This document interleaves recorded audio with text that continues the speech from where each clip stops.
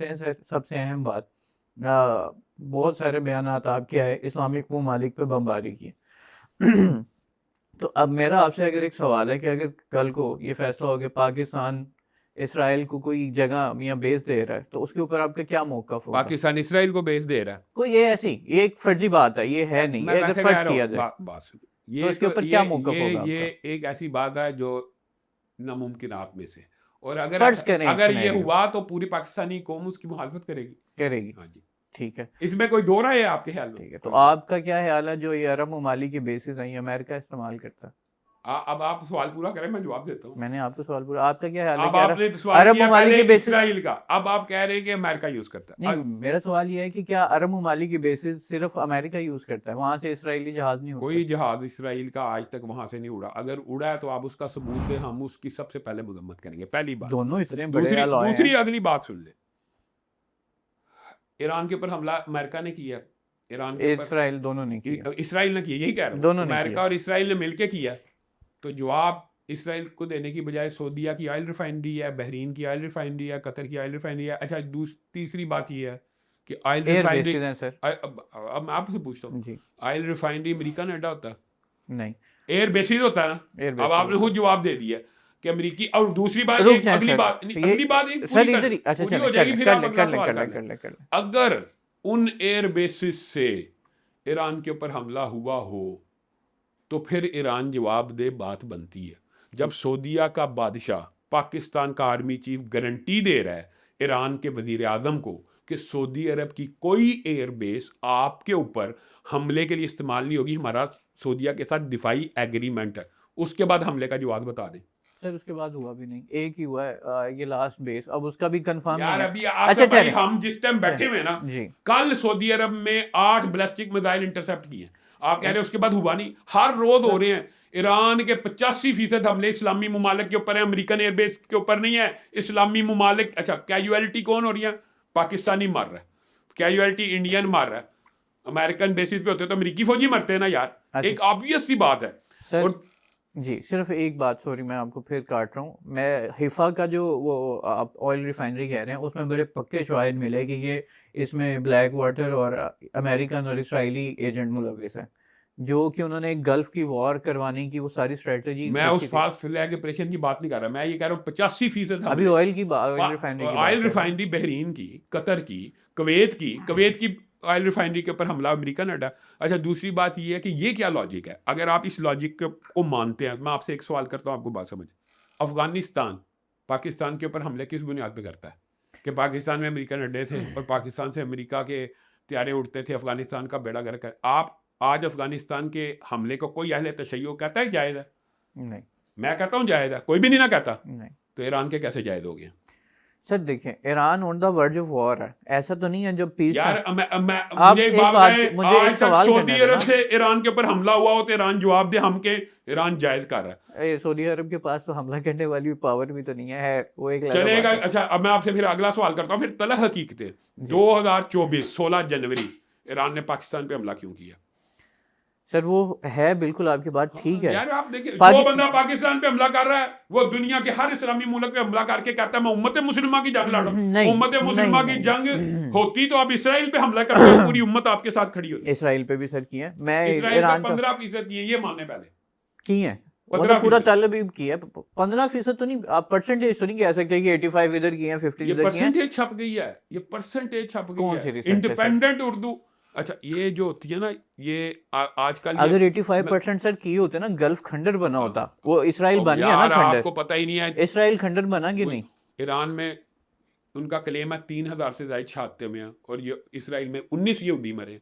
Sir नहीं, 160 तो एक यार बिल्डिंग में अब मर यही गए कह रहा हूँ। सर, 160 एक बिल्डिंग में मर गए। अब यही तो मैं बात कह रहा हूँ। तो इसराइल पे हमला, अच्छा इसराइल पे हमला करे तो उसको फायदा या नुकसान, ये बताएं। किसको? पूरी उम्मत ईरान के साथ देगी कि नहीं जब वो बिल्कुल इसराइल पे? बिल्कुल, हाँ, तो मेरा तो वो जाती ख्याल है तो देगी, उसने तो लेकिन अच्छा, कतर ये भी, बात, दूसरी बात ये सर बताएं। कतर भी है ना जो कहता है कि हम इसराइल के ऐसे पक्के साथी हैं, वो भी तो मुझे मुस्लिम एक बात मुल्क है बताएं ना। कि पूरी आलमी दुनिया में पहले दिन की बात में तो ये मेरा बयान जो आप पूछ रहे हैं बड़ा वो मनफी अंदाज में था। इस टाइम तो पूरी दुनिया, खुद सऊदी अरब, खुद पाकिस्तान यही कह रहा है ईरान को कि ना करो। अब बताएं पाकिस्तान की हारजा पॉलिसी क्या है? हम हालत जंग में पाकिस्तान की हारजा पॉलिसी को सपोर्ट करें कि इस मुकदमे को सपोर्ट करें। और भाई तेरे पर इसराइल ने हमला किया, तू 6-7 तू कहता मैं उम्मत मुस्लिमा का मुहाफ़िज़ हूँ, तू सारे इस्लामी ममालिक के ऊपर मिसाइल गिरा रहा है। सर आप MBS का कोई बयान दिखाएं जिस पे उसने कहा हो कि ईरान के इन हमलों की हम बड़ी शिद्दत से मजम्मत करते हैं। मैं अभी आपको अपनी मोबाइल अभी करता हूँ, दिखाता हूँ जी सऊदी सफ़ीर का बयान, जो पाकिस्तान के अंदर उन्होंने ईरान के हमलों की मजम्मत किया और MBS ने ईरान के हमलों की मजम्मत किया। ईरान MBS तो इस टाइम अभी सिर्फ इस वजह से रुका हुआ है कि पाकिस्तान उसको रोक के रखे हुए है कि आप सब्र कर लें, हमारा आपका उसने भी दवाई मायदा। और चंद दिन तक मैं आपको ये भी बता रहा हूँ, अगर ईरान अपनी इन हरकतों से बाज ना आया तो सऊदी अरब को जवाब देना मजबूरी है, और जब वो जवाब बिल्कुल देगा ठीक, पाकिस्तान का साथ देना भी मजबूरी बन जाएगा। बिल्कुल और दिफाई मुआहदा है। और ये मुजम्मत MBS की, सऊदी सफरा की, ये आप उनकी बात कर रही है, ये तो पाकिस्तान के आर्मी चीफ की, पाकिस्तान के वजीर आजम की और पूरी दुनिया के इस्लामी ममालिक अब ईरान को कह रहे हैं कि ये आपका मुकदमा जो है ना कमजोर पड़ रहा है।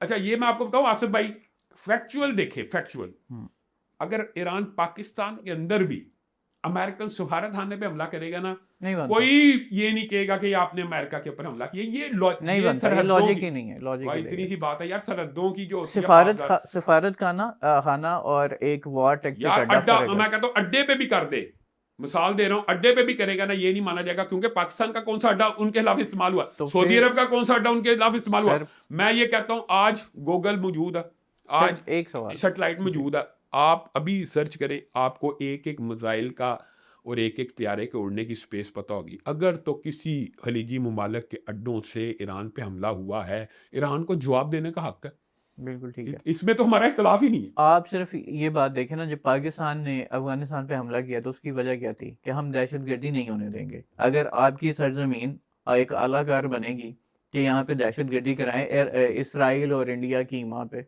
तो हम जो है ऐसी ना बात नहीं है, इस अफगानिस्तान के ऊपर हमने हमले किए हैं शवाहिद की बुनियाद के ऊपर कि ये तरीके तालिबान को बैक कर रहा है अफगानिस्तान, और हमारा अफगानिस्तान से मुतालबा ही यही है आज तक भी पाकिस्तान की हुकूमत का कि आप ये हारजियों को, तरीके तालिबान को बैक करना छोड़ दें, हम आपके ऊपर हमले करने इंडियन छोड़ फंडिंग ही देंगे। नहीं, इंडियन फंडिंग के सवाल इंडियन शायद फंडिंग है, इंडियन मिली ना फंडिंग सर। है, इंडियन फंडिंग है। तो यानी आप तो आलाकार बनेंगे तो हम आपकी जो है ना वो बोटी भी अच्छा, उतार अब ये देंगे। जो आलाकार बनाई है इसराइल के हमले के बाद बना के पहले से थे 30 साल। हमेशा से थे। हाँ, तो फिर ये सिर्फ यहाँ से ही उनकी अकल और वजह सर, मंतक, लॉजिक, वजह है अटैक, बट मैं इसको जायज़ नहीं समझता, ना कोई आलमी अटैक करने को। ईरान का इस्लामी ममालिक के ऊपर हमले को मैं जायज़ नहीं समझता, ना दुनिया का ठीक है, कोई बिल्कुल सफारत ठीक है, खाना जायज़ समझता, बिल्कुल ठीक ना है। कोई इस्लामी ममालिक भी नहीं समझता। ये ईरान की वाहद अपनी हिकमत अमली है, और जिसके ऊपर इसके बाद में मादरत भी करनी है। आप देख लेना कि हमने हमले गलत किए, देख लेना। सर एक सबसे अहम बयान, हम अब आपसे ना बहुत सारे लोगों ने एक सवाल किया, लेकिन मैं आपसे एक मुख्तलिफ सवाल करूंगा। आपके एक बहुत ही जानने वाले ने एक किया कि MBS जो है कुड किस माई एस, तो उस बारे में क्या कहेंगे? इसके बारे में मैं आपसे सवाल करता हूँ, जब मोहम्मद बिन सलमान के ट्रंप के साथ दोस्ती थी तब भी वो हदफ तनकीद था। हम्म आज ट्रंप ने मोहम्मद बिन सलमान के खिलाफ बकवास की है, हम्म तभी मोहम्मद बिन सलमान हदफ तनकीद है। इसका मतलब है ये बुग़्ज़ सऊदिया है। नहीं, हरफ तनकीद मोहम्मद बिन सलमान है, हाँ। मैं तो सिर्फ ट्रम्प की मैं बात तो कर रहा आपको हूँ, उसके बात, बयान की बात कर रहा हूँ। उसने जो बयान दिया, पहले मैं आपको और बात बता रहा हूँ कि हम्म पहले ये कहते थे सऊदिया और ट्रंप दोस्त है, MBS ट्रंप का दोस्त है, हम्म इस वजह से MBS के ऊपर तनकीद होती थी। हम्म आज ट्रंप ने उसके खिलाफ बकवास की है, हम इसको बकवास कह रहे हैं ना, कि उसने घटियापन और हाँ, एक गिरी लोग हुई किस्म की बिलो बात द की। बेल्ट बकवास की है। जब हम आपके सामने ये मुकदमा रखेंगे ना, ट्रंप ने कहा है कि 10 जो तेल के कंटेनर हैं हाँ, वो पाकिस्तान ईरान के है, वो कहेंगे वो झूठ। अब भाई ईरान के बारे में बयान दे तो झूठ है, मोहम्मद बिन सलमान के बारे में ये न्यूयॉर्क टाइम की रिपोर्ट, अब ट्रंप ने खुद कहीं बयान नहीं दिया कि इसने कौन सा? मुझे कहा है, ये न्यूयॉर्क टाइम ने रिपोर्ट दी है, ट्रंप का कहीं बयान नहीं है कि हाँ, मोहम्मद बिन सलमान ने हमें कहा है कि मोहम्मद- हमले कर, उसने ना कहा है ना उसको जरूरत है। ट्रम्प अखबार जरीदा जो होता है ना सर, वो ऑथेंटिकेटेड ही खबर नहीं लगाता है। नहीं नहीं, न्यूयॉर्क वो टाइम्स उसके ऊपर हर खबर तो नहीं आपको पता है दुरुस्त होती। मुख्तसर बात ये है कि मैं आपको बताता हूँ, आप जैसे अक्लमंद बंदा ये एनालिसिस कर लेता है कि ट्रंप ये चाहता था कि सऊदी अरब इस जंग में कूद जाए, और सऊदी अरब ने सब्र तहम्मुल का मुजाहरा किया। हाँ, किस वजह से? पाकिस्तान का इसमें किरदार है, आपको ये नहीं पता।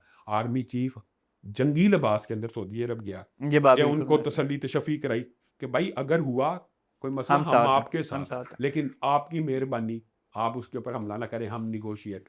गोया ट्रंप की तो ये ख्वाहिश थी और उम्मीद थी कि ये MBS हमला करे तो MBS ने उसकी उम्मीदों के ऊपर पानी फेर दिया। और यहाँ तक ही नहीं, आपको पता है कि वो जो ड्रोन लेने की कोई टेक्नोलॉजी वगैरह के साथ यूक्रेन के साथ भी मुआहदा किया, तो ये तो अमेरिका की उम्मीदों के ऊपर पानी फेरा जा रहा है। जब सऊदी अरब अमेरिका से दोस्ती के सफारती तल्लुकात बनाए तब भी वो हदफ तनकीद है, जब वो उससे पीछे हो जाए तब भी वो हदफ तनकीद है। हालांकि ये सुन्नत है और शरीयत मुतहरा की तबलीग है कि अगर आप समझते हैं किसी मुल्क को अपना दुश्मन, तो उसके साथ ऐसे ही नहीं भिड़ पड़ना, उसके लिए पहले तैयारी करनी है, तैयारी करनी है, ठीक उसके मुकाबले आने की, उसके लेवल पे आने की। तो पागल तो नहीं है कि आ बैल मुझे मार, यानी पता है हम एक मुल्क से मुकाबला नहीं कर सकते तो उससे भिड़ जाएं। तो ये अल्लाह के फजल से ये हिकमत अमली पाकिस्तान के, तो मैं हराज तहसीन पेश करता हूँ। ये अल्लाह के फजल से एटम बम वजूद है, जिसकी वजह से हमारी इज्जत भी महफूज है, आज जाने भी महफूज लीडर है। भी वैसे तगड़ा है। लीडर तो, हकीकत बात ये है कि मुझे वो बयान इमरान खान का याद आता है असम्बली का, कि जिसमें वो शहबाज शरीफ को मुआतब होकर कह रहा था कि क्या आप चाहते हैं मैं इंडिया के ऊपर ही हमला कर दूं? नहीं, मैं वैसे तो शहबाज आसिम मुनीर की मैं बात वैसे सुने। शहबाज शरीफ साहब की बात नहीं कर रहा। मैं इमरान खान के दौर की बात कर रहा हूँ, हाँ, जब वो अभिनंदन वाला वाकया हुआ, जी जी जी तो जी इसने कहा जवाब के अंदर, जब इन्होंने अटैक किया था इंडिया ने, तो इसने कहा मैं जवाब पे इंडिया पे हमला कर दूं। तो ये ऐसा दिलेर देखें अभी जर्नैल निकला। आसिम इसने जब मुनीर हमला साहब किया, यकीन करें खुदा की कसम, जब अपने आप को फरहत और खुशी महसूस करानी हो ना, मोदी का वो बयान लगा दें कि इसने हमने हम पर ही हमला कर दहशत, इन्होंने इसने हम हम पे ही हमला कर हमने दिया। दहशतगर्द ठिकानों पे हमला किया था और पाकिस्तान ने हम पे ही हमला कर दिया। तो आसिम मुनीर की इस करेज को, इस दिलेरी को सलूट है। और इस जंग में भी आसिम मुनीर साहब का जो किरदार है वो सुनहरे रूह से लिखा जाएगा। बिल्कुल ये आसिम बात मुनीर ज़हन साहब में रखे। ये जंग जो खलीज में अभी तक जिस जंग की आग नहीं ना भड़की, उसके अंदर आसिम मुनीर का किरदार